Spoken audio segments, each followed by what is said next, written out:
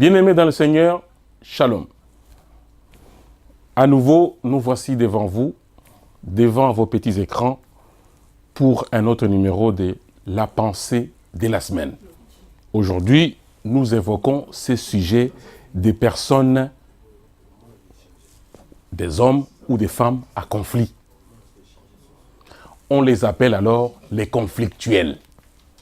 Il existe des gens qui sont tout le temps en relation conflictuelle avec leurs amis, collègues ou familles. Ils sont toujours en train de chercher des circonstances conflictuelles pour agir. Ils sont la source des conflits interminables dans leur entourage. Une personne conflictuelle voudra toujours rassembler les personnes qui sont en conflit avec son ennemi pour en faire des amis et arriver à nuire celui-ci.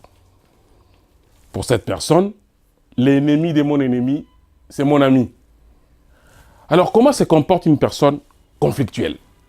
On peut être conflictuel sans pour autant s'en rendre compte. Quelqu'un de conflictuel cherchera toujours comme allier les personnes qui sont d'accord avec lui pour ne pas faire paraître son esprit conflictuel et parfois de haine.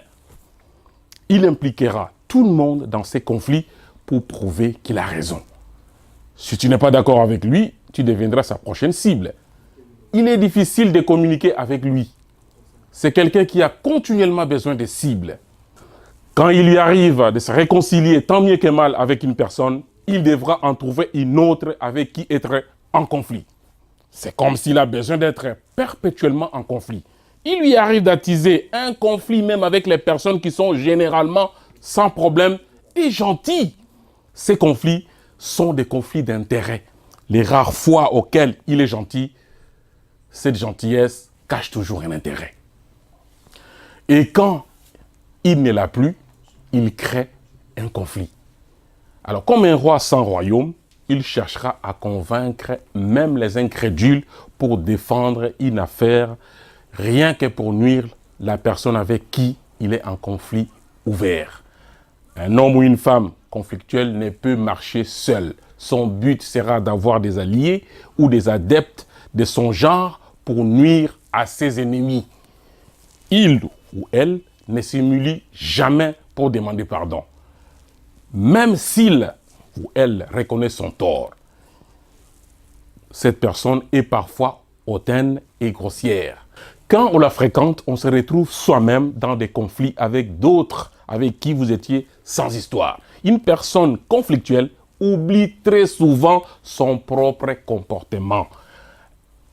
Elle s'oublie. Elle ne se reconnaît jamais. Elle voit bien les mal ou les erreurs des autres, mais jamais les siens. Elle aime toujours se mettre en position de victime pour accuser l'autre. Alors qu'elle est la cause de certaines divisions, elle sera la première à faire remarquer que telle ou telle personne est en train de nous séparer, simplement parce qu'elle est en conflit ou en froid avec la personne.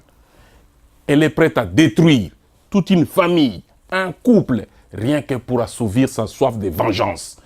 Pourquoi es-tu en conflit avec tes enfants, ton mari, ta femme, ta soeur, ton frère, ton collègue, tes amis, ton employeur, tes clients et même avec ton chien?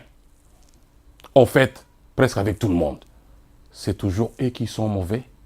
C'est toujours eux la source du conflit. Et toi dans tout ça, tu n'y es pour rien. C'est toujours à eux la faute. Il faut parfois simplement se remettre soi-même en question.